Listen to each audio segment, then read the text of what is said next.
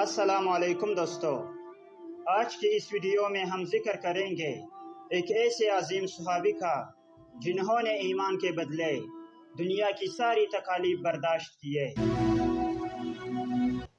آگ پر لٹائے گئے، رسیوں میں باندھ کر گھسیٹا گیا، پیاس سے تڑپایا گیا، لیکن پھر بھی زبان سے ایک ہی کلمہ نکلا، احد احد۔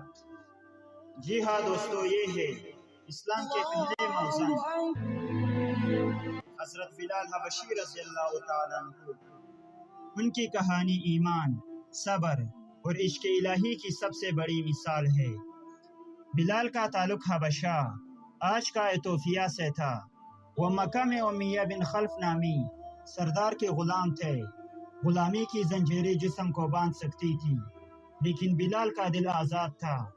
وہ چھوٹے قد، سیاہ رنگت اور دبلی پتلی جسامت کے مالک تھے، مگر ان کے سینے میں ایسا دل دھڑکتا تھا جس میں ایمان کی روشنی تھی۔ قبول اسلام۔ جب رسول اللہ صلی اللہ علیہ وآلہ وسلم نے اللہ کی وحدانیت کا پیغام پہنچایا تو سب سے پہلے اسے غلاموں، کمزوروں اور غریبوں نے قبول کیا۔ بلال بھی انہی خوش نصیبوں میں شامل تھے۔ انہوں نے جب یہ کلمہ سنا کہ اللہ ایک ہے اور محمد صلی اللہ علیہ وآلہ وسلم اس کے رسول ہے تو فوراً اسلام لے آئے۔ یہ فیصلہ آسان نہ تھا، کیونکہ مکہ میں غلام کا کوئی سہارا نہیں ہوتا تھا، لیکن بلال رضی اللہ تعالیٰ عنہ نے اپنی جان داؤ پر لگا کر یہ اعلان کر دیا کہ وہ اب صرف اللہ کے بندے ہیں، کسی انسان یا بت کے نہیں۔ مکہ کے سرداروں کا رد عمل، امیہ بن خلف اور قریش کے دوسرے سرداروں کو یہ بات سخت ناگوار گزری۔ ان کے نزدیک ایک غلام کا اسلام قبول کرنا بغاوت سے کم نہ تھا۔ انہوں نے بلال کو سبق سکھانے کا فیصلہ کیا تاکہ دوسرے غلام ڈر جائے۔ ظلم و ستم کے مناظر۔ بلال کو مکہ کی جلتی ریت پر لٹایا جاتا۔ دوپہر کا وقت، زمین آگ کی طرح دہک رہی ہوتی اور ان کے ننگے جسم پر بھاری پتھر رکھ دیا جاتا تھا تاکہ وہ ہل نہ سکے۔ پھر ان سے کہا جاتا، اے بلال، محمد کا دین چھوڑ دو، ہمارے معبودوں کی بڑائی بیان کرو۔ لیکن دوستو، بلال کی زبان سے صرف یہی الفاظ نکلتے، احد احد۔ کبھی انہیں رسیوں سے باندھ کر مکہ کی گلیوں میں گھسیٹا جاتا، بچے، جوان اور بوڑھے تماشا دیکھنے کے لیے جمع ہو جاتے۔ کوئی کہتا، یہ اپنی جان کیوں ہلاک کر رہا ہے؟ لیکن بلال کے دل میں ایمان کی ایسی طاقت تھی کہ وہ کہہ دیتے، میرا رب ایک ہے، وہی سب سے بڑا ہے۔ استقامت کا کمال۔ سوچو دوستو، یہ غلام تھا، نہ کوئی خاندان، نہ کوئی مددگار، نہ مال، نہ طاقت، مگر اس کے ایمان کی مضبوطی ایسی تھی کہ بڑے بڑے سردار بھی لرز اٹھتے۔ وہ سوچتے تھے اگر غلام بھی اپنی جان دے کر اس دین کو نہیں چھوڑ رہا تو کل کو یہ دین پورے عرب کو بدل دے گا۔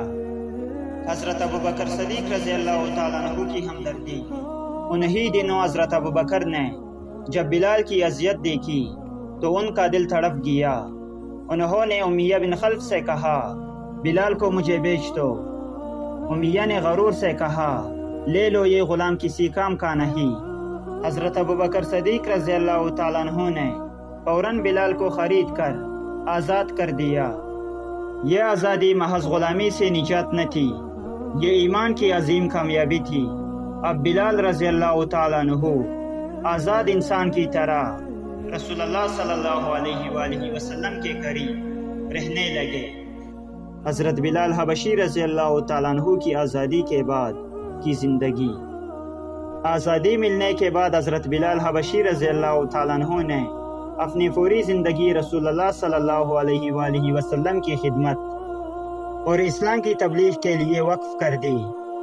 وہ نہ صرف ایک آزاد مسلمان تھے بلکہ رسول اللہ صلی اللہ علیہ وآلہ وسلم کے خاص ساتھیوں میں شامل ہو گئے۔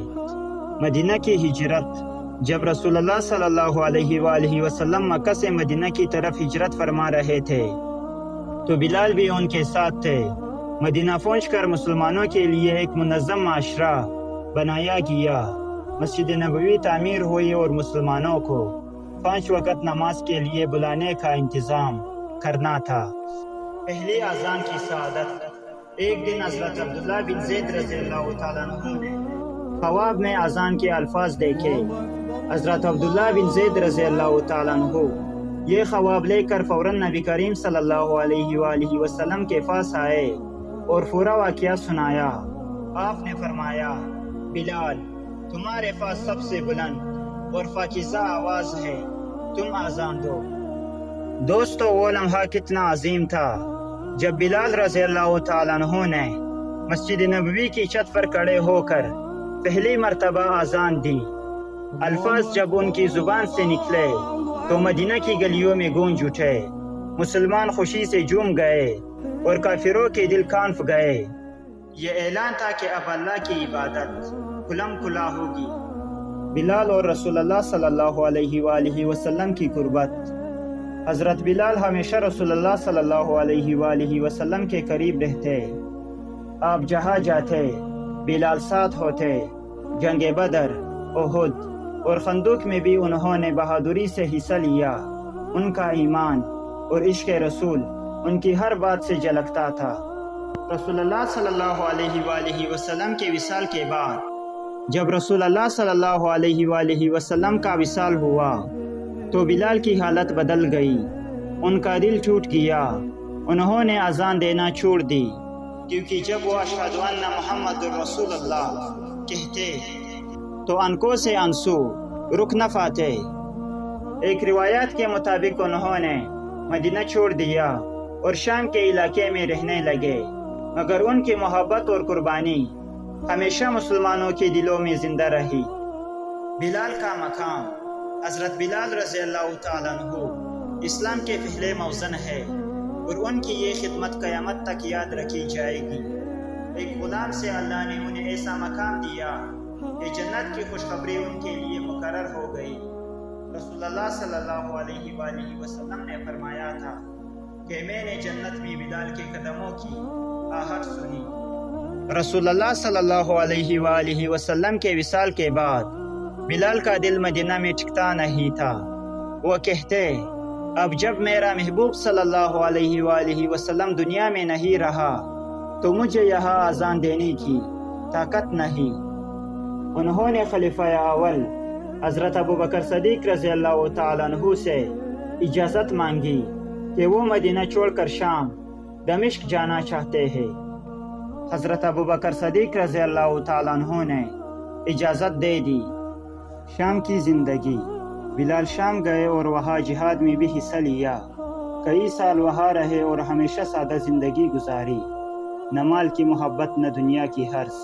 ان کا دل ہمیشہ اللہ اور اس کے رسول صلی اللہ علیہ وآلہ وسلم کی یاد میں لگا رہتا۔ حضرت عمر رضی اللہ تعالیٰ عنہ کے دور کا واقعہ۔ ایک دفعہ حضرت عمر رضی اللہ تعالیٰ عنہ شام آئے۔ جب انہوں نے بلال کو دیکھا تو ضد کی کہ وہ اذان دے۔ بلال نے کئی سالوں کے بعد پہلی بار اذان دی۔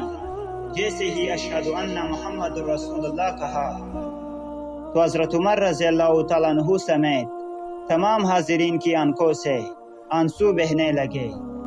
لوگوں کو یوں لگا جیسے رسول اللہ صلی اللہ علیہ وآلہ وسلم دوبارہ ان کے درمیان آ گئے ہو۔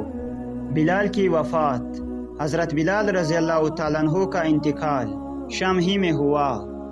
وفات کے وقت ان کی اہلیہ نے روتے ہوئے کہا، ہائے غم، لیکن بلال نے مسکرا کر فرمایا، نہیں، خوشی ہے، کل میں اپنے محبوب صلی اللہ علیہ وآلہ وسلم اور ان کے ساتھیوں سے ملاقات کروں گا۔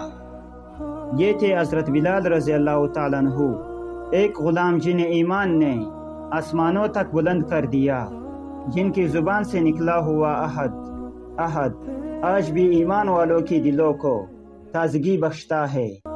دوستو، حضرت بلال حبشی رضی اللہ تعالیٰ عنہ کی زندگی ہمیں ایک عظیم سبق دیتی ہے، یہ کہ ایمان اور سچائی کے راستے پر چلنے والا کبھی ناکام نہیں ہوتا۔ چاہے کتنے ہی ظلم ہو، چاہے آگ کے انگارے جسم کو جلا ڈالے، لیکن اگر دل میں اللہ اور اس کے رسول صلی اللہ علیہ وآلہ وسلم کی محبت ہو تو پھر انسان پوری دنیا کے سامنے سرخرو ہوتا ہے۔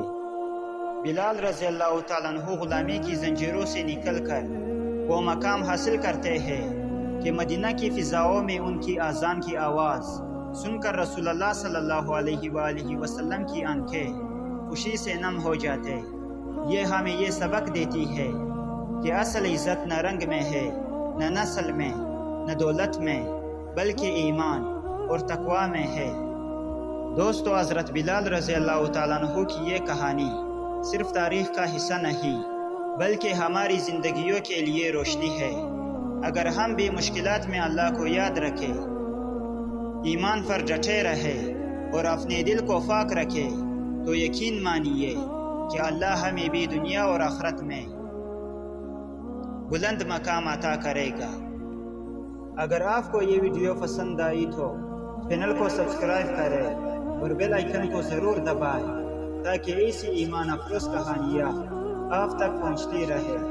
اللہ ہمیں حضرت بلال رضی اللہ تعالیٰ عنہ کے نقش قدم پر چلنے کی توفیق عطا فرمائے، آمین۔